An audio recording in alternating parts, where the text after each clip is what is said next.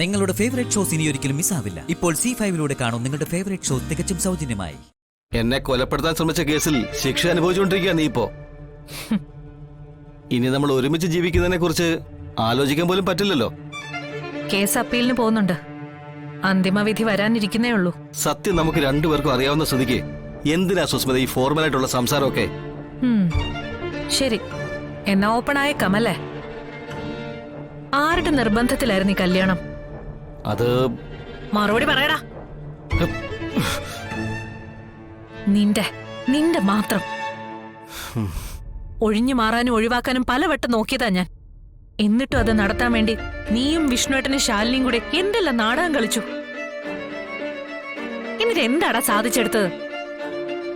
വിവാഹ മുഹൂർത്തത്തിൽ തന്നെ ഞാൻ മനസ്സിൽ കുറിച്ചതാ, എന്റെ കഴുത്തിൽ താലിയല്ല, നിന്റെ കഴുത്തിൽ കൊലക്കയറാ വീഴാൻ പോന്നേന്ന്.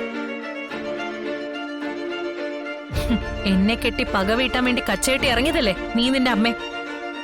എന്നിട്ട് എന്തായടാ? നിന്റെ അച്ഛനൊപ്പം നിന്റെ അമ്മയും കൂടെ ചത്ത് മേലോട്ടെടുത്തു. എന്റെ പിന്നാലെ വരല്ലേ വരല്ലേന്ന് പല വട്ടം ഞാൻ കെഞ്ചി പറഞ്ഞതാ. നീ അത് കേട്ടില്ല. അതുകൊണ്ടാ നിന്റെ അമ്മ ആയുസെത്താതെ ചത്തത്. പിന്നെ നീ എന്റെ മുന്നിൽ നിൽക്കുന്നത് എന്റെ ഒരു കൈപ്പിഴ കൊണ്ട് മാത്രമാ. അതും ഞാൻ സാധിച്ചെടുക്കും. എനിക്ക് 6 വർഷം തടവ് ശിക്ഷ വിധിച്ചത് കോടതിയല്ലടാ, ദൈവാ. നിനക്ക് 6 വർഷം കൂടി ആയുസ് നീട്ടി കിട്ടിയെന്ന് കൂട്ടിക്കോ നീ. ഞാൻ പുറത്തിറങ്ങുന്ന നിമിഷം വരേ ഉള്ളൂ നിന്റെ ആയുസ്. അപ്പൊ ഒന്നും അവസാനിപ്പിക്കാനുള്ള ഉദ്ദേശം ഇല്ല നിനക്കല്ലേ?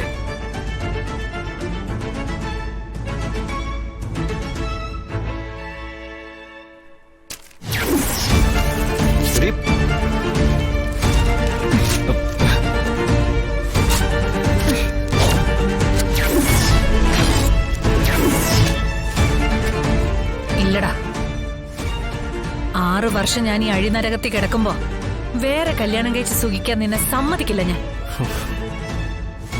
തുടങ്ങി വെച്ചത് നീയല്ലേ. എപ്പ അവസാനിക്കും തീരുമാനിക്കുന്നത് ഞാനാ. മുൻ ഭാര്യ യുവാവിനെ കൊന്നൂന്നല്ല, തടവ് ശിക്ഷ കഴിഞ്ഞിറങ്ങിയ ഭാര്യ ഭർത്താവിനെ കൊന്നൂന്നാ 6 വർഷം കഴിഞ്ഞിറങ്ങേണ്ട പത്രത്തിൽ വാർത്ത വരേണ്ടത്. മനസ്സിൽ ഞാൻ അച്ചു നിരത്തി കഴിഞ്ഞടാ.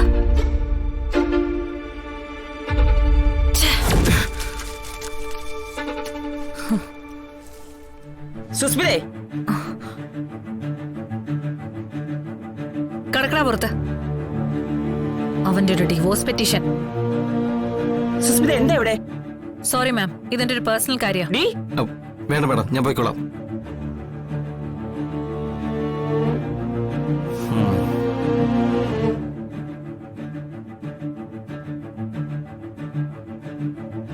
എന്ത് കണ്ടിട്ടാടി നിന്റെ ഈ അഹങ്കാരം? പെറ്റ തള്ളയ്ക്കോ തന്തയ്ക്കോ വേണ്ട. അമ്മയെപ്പോലെ സ്നേഹം തന്നവരും ഇപ്പോ ബദ്ധശത്രു. ഭർത്താവിനോട് കോംപ്രമൈസ് ആയിട്ട് മര്യാദയ്ക്ക് ജീവിക്കാൻ നോക്കടി. ജയിലിൽ നിന്ന് ഇറങ്ങുമ്പോഴെങ്കിലും ഒരു നല്ല ജീവിതം കിട്ടും. അങ്ങനൊരു ഗതികേട് വന്നാ ജയിലിൽ കിടന്ന് പുഴുവരിച്ച് ചത്തോളാം ഞാൻ. പിന്നെ ആരെ കണ്ടിട്ടാന്ന്? എന്നാ നിങ്ങൾ കണ്ടോ? ഇതുവരെ നിങ്ങൾ കണ്ടതൊന്നും അല്ല കളി.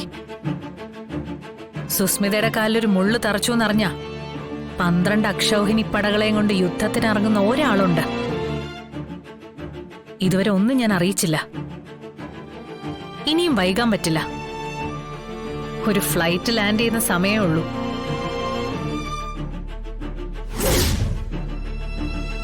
സർവനാശോ. പിന്നെ സർവനാശം.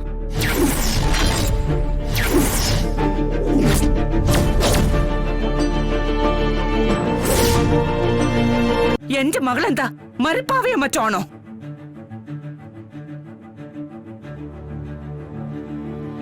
അവൾക്കൊരു മനസ്സുണ്ട്, ഒരു ഹൃദയമുണ്ട്. വിഷ്ണുവിനേക്കാൾ കേമനായ ഒരുത്തനെ കൊണ്ട് സുസ്മിതയുടെ വിവാഹം നടത്തുമെന്നായിരുന്നല്ലോ നിന്റെ വീരവാദം. എന്നിട്ട് നടത്തിയതോ ഇവിടുത്തെ ഡ്രൈവറുമായിട്ട്.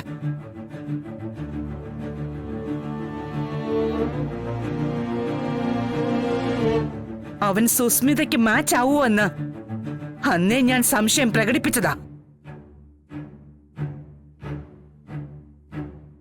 സത്യഭാമയ്ക്കുള്ളത് സുസ്മിതയ്ക്കാണെന്നും പറഞ്ഞ് അന്ന് നീ വീമ്പിളക്കി. നിന്നെ ഞാൻ പൂർണ്ണമായും വിശ്വസിച്ചു പോയി. രാജേട്ടന്റെ അവസ്ഥ കുറച്ച് സീരിയസ് ആയതുകൊണ്ട് ചെറുക്കന്റെ വീട് കാണാൻ പോലും പോയില്ല. നിന്നിലായിരുന്നു വിശ്വാസം മുഴുവൻ. രാജശേഖരന്റെയും സരളയുടെയും മകൾ സുസ്മിതയ്ക്ക് നീ കണ്ടുപിടിച്ച വരനും കൊള്ളാം, വീടും കൊള്ളാം.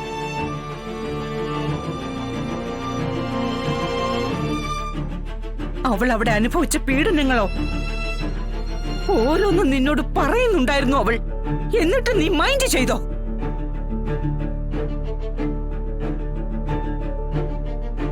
അവളെ അവിടെ പൂട്ടിയിടുക പോലും ചെയ്തു എന്ന് ഇപ്പോഴാണ് ഞാൻ അറിയുന്നത്.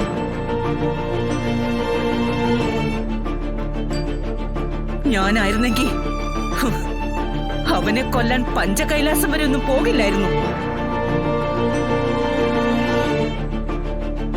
ആ തൊഴുത്തിന്റെ ഉത്തരത്തിൽ തന്നെ കെട്ടിത്തൂക്കിയെന്നെ അവനെ.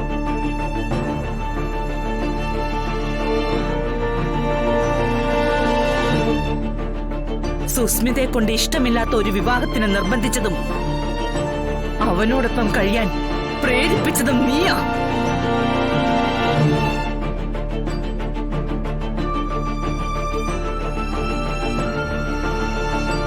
അവരെ പഞ്ചകൈലാസത്തിലേക്ക് യാത്ര അയച്ചതും നീ.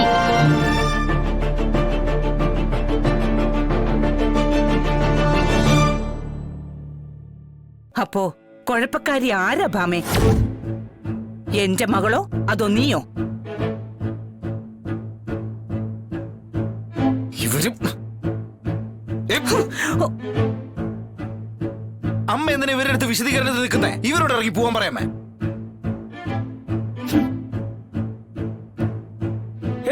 സരള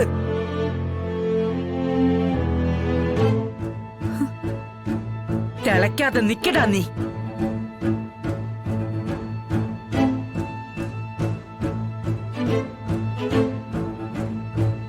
നിനക്കങ്ങനെ പറയാൻ പറ്റുമോ ഭാമേ?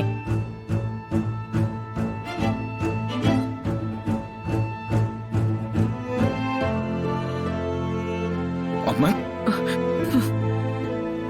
വേണ്ട. ഇനി സത്യഭാമയുടെ ഭർത്താവ് രാഘവൻ നായർക്കടക്കം അറിയാത്തൊരു രഹസ്യം ഞാൻ പറയാം.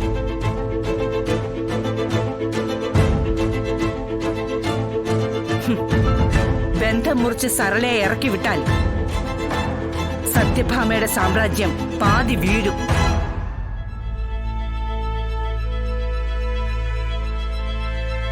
ഡൗൺലോഡ് ചെയ്യൂ C5 ആപ്പ്. കാണൂ എല്ലാ എപ്പിസോഡുകളും സൗജന്യമായി.